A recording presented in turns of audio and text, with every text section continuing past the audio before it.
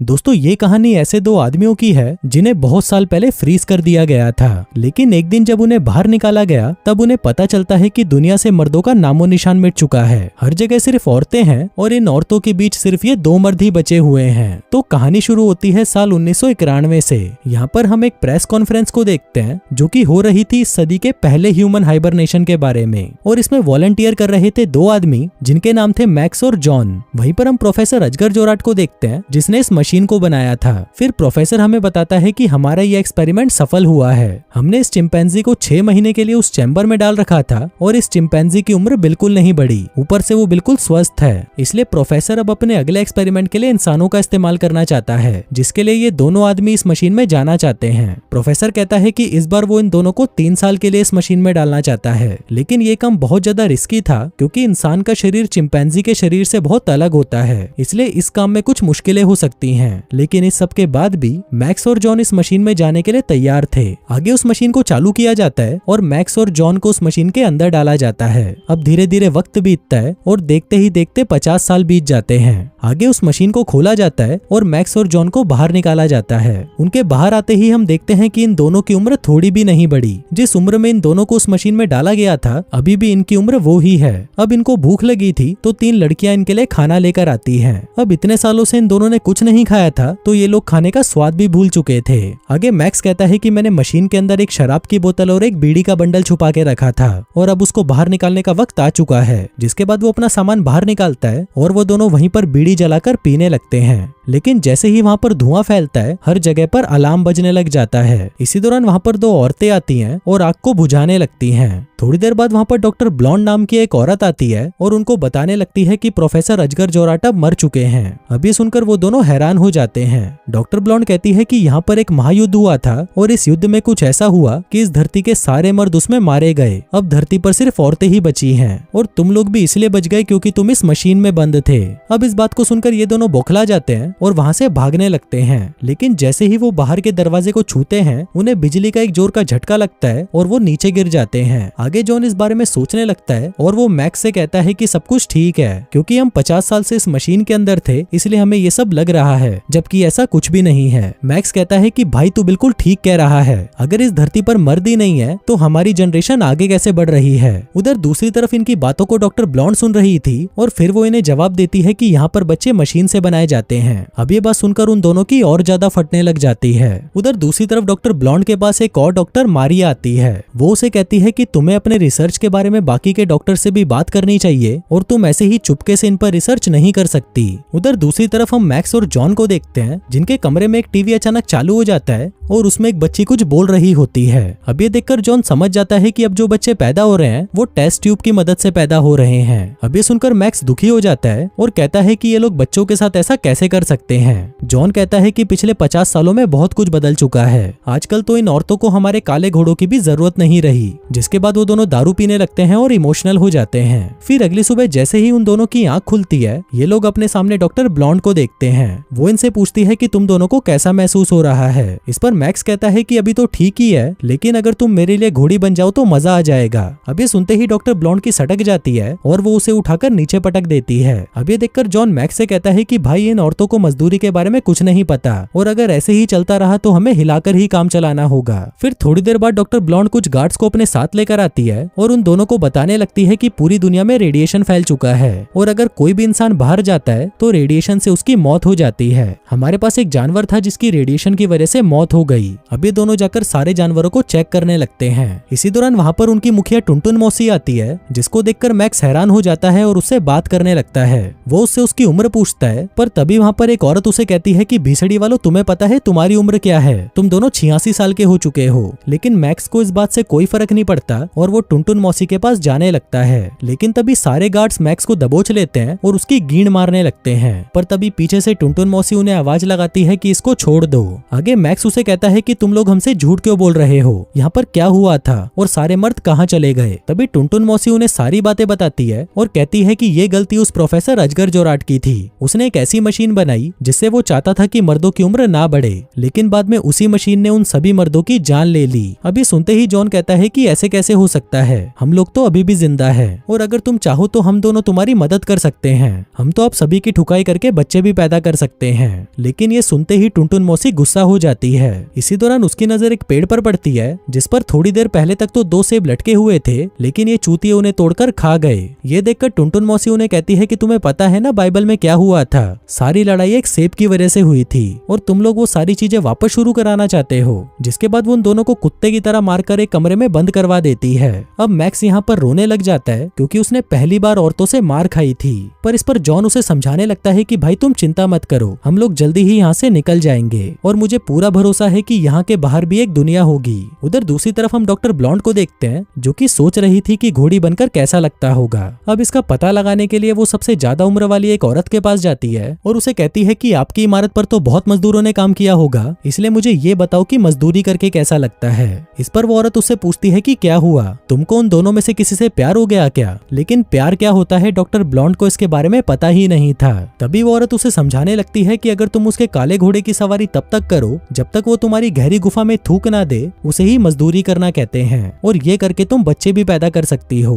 आगे वो उससे पूछती है कि तुम लोग उन दोनों के साथ क्या करने वाले हो। इस पर डॉक्टर ब्लॉन्ड कहती है कि हम तो उनका हथियार काटने वाली हैं, जिसके बाद हम उन्हें भी औरत बना देंगे। अब ये सुनते ही वो बुढ़िया कहती है कि फिर तो ये उनके लिए मौत से भी बड़ी सजा होगी। आगे उन दोनों मर्दों को पकड़कर लैब में लाया जाता है जहाँ पर वो देखते हैं कि यहाँ पर तो औरतों का ब्रेन वॉश किया जा रहा है और उन्हें मर्दों के बारे में सारी गलत बातें बताई जाती हैं कि मर्द कैसे औरतों को टॉर्चर किया करते थे। आगे इन दोनों को एक एक फॉर्म साइन करने दिया जाता है जिस पर लिखा था कि इन लोगों के शरीर पर एक्सपेरिमेंट किया जाएगा, लेकिन ये पढ़कर वो दोनों उस फॉर्म पर साइन करने से मना कर देते हैं। थोड़ी देर बाद उनके ऊपर की सीलिंग खुलती है जहाँ पर बहुत सारी औरतें बैठी हुई थीं। दरअसल ये औरतें यहाँ पर फैसला करने आई थी कि इन मर्दों के साथ क्या करना चाहिए, लेकिन ये सुनते ही वो दोनों वहाँ से भाग जाते हैं। फिर रास्ते में इन्हें 2 औरतें नजर आती हैं जिनको देखते ही ये दोनों उन पर टूट पड़ते हैं और उन्हें पकड़कर चूसने लग जाते हैं। उधर वो सारी औरतें मिलकर ये फैसला करती हैं कि अब इन दोनों मर्दों पर एक्सपेरिमेंट्स किए जाएंगे।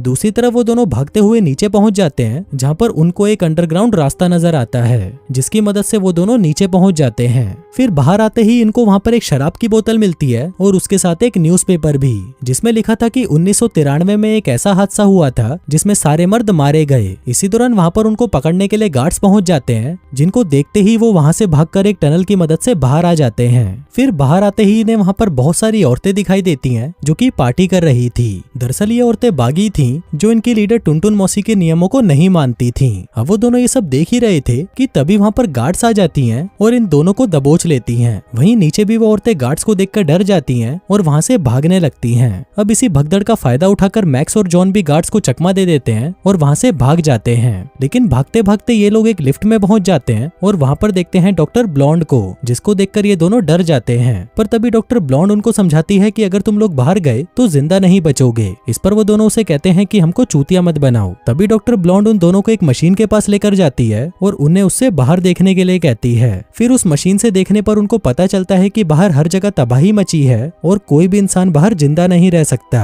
इसके साथ साथ डॉक्टर ब्लॉन्ड उनको बाहर रेडिएशन भी दिखाती है कि बाहर का रेडिएशन लेवल कितना ज्यादा है और इसी रेडिएशन की वजह से सारे आदमियों की मौत हुई थी। लेकिन उसकी ये बात ये दोनों गधे नहीं मानते और कहते हैं कि हम तो बाहर जाकर मरना पसंद करेंगे, जो कहकर वो वहाँ से चले जाते हैं। लेकिन डॉक्टर ब्लॉन्ड कहती है कि मैं तुम्हें ऐसे मरता हुआ नहीं देख सकती, जो कहकर वो वहाँ पर गार्ड्स को बुला लेती है। तभी गार्ड्स आकर उन्हें वहाँ से ले जाने लगते हैं। अब वो दोनों डॉक्टर ब्लॉन्ड को गालियां देने लगते हैं और कहते हैं कि तुम बहुत खुदगर्ज लड़की हो। इसी दौरान डॉक्टर ब्लॉन्ड के पास 2 गार्ड्स आती हैं और उन्हें बताने लगती हैं कि तुम्हारा प्रमोशन कर दिया गया है। साथ ही वो उसे ये भी कहती है कि इन दोनों मर्दों को वांटेड घोषित किया गया है और अब जल्दी ही इनको ऑपरेशन करके लड़की में बदल दिया जाएगा। लेकिन इससे पहले डॉक्टर्स को तुम्हारे रिसर्च की जरूरत है, क्योंकि इन दोनों मर्दों के साथ सबसे ज्यादा तुम ही रही हो और तुम्हारे रिसर्च के आधार पर ही इन दोनों मर्दों को औरतों में बदला जाएगा। लेकिन तभी हम देखते हैं कि डॉक्टर ब्लॉन्ड को ये चीज अच्छी नहीं लग रही थी और वो नहीं चाहती थी कि इन दोनों को औरतों में बदला जाए। उधर दूसरी तरफ हम मैक्स और जॉन को देखते हैं जिनको लैब में ले जाया जा रहा था।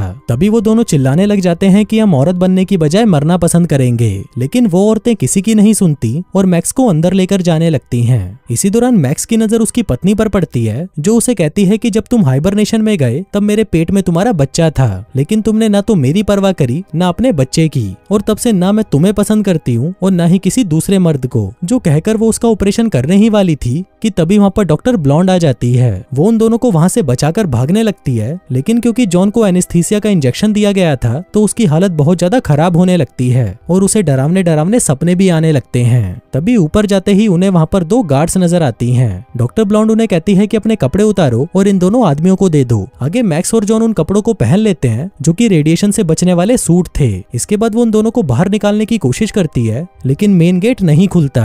डॉक्टर ब्लॉन्ड गार्ड से पूछती है कि ये खुल क्यों नहीं रहा, जिस पर वो दोनों उसे कहती हैं कि इसका पासवर्ड सिर्फ हमारे लीडर को ही पता है। अब ये देखकर मैक्स को बहुत गुस्सा आ जाता है और वो टुनटुन मौसी को गालियां देने लगता है। कहता है कि भीसड़ी वाली टुनटुन गींड मरा। और तभी हम देखते हैं कि वो दरवाजा खुल जाता है, जिसका मतलब था कि दरवाजे का पासवर्ड गाली था। आगे डॉक्टर ब्लॉन्ड उन दोनों को अकेले बाहर नहीं भेजना चाहती थी, इसलिए वो डिसाइड करती है कि वो भी उन दोनों के साथ जाएगी। जिसके बाद वो भी रेडिएशन सूट पहनती है और वो सभी ऊपर चले जाते हैं। फिर ऊपर जाकर वो देखते हैं कि हर तरफ तबाही मची हुई है और सब कुछ बर्बाद हो चुका है। लेकिन मैक्स जैसे ही आगे बढ़ता है वो एक पर्दे से जाकर टकरा जाता है। इसके बाद वो अपना चाकू निकालता है और उस पर्दे को काट देता है। आगे वो पर्दे से बाहर निकलते हैं और देखते हैं कि बाहर तो सब कुछ नॉर्मल है और अब तक जो ये लोग देख रहे थे वो बस एक नाटक था।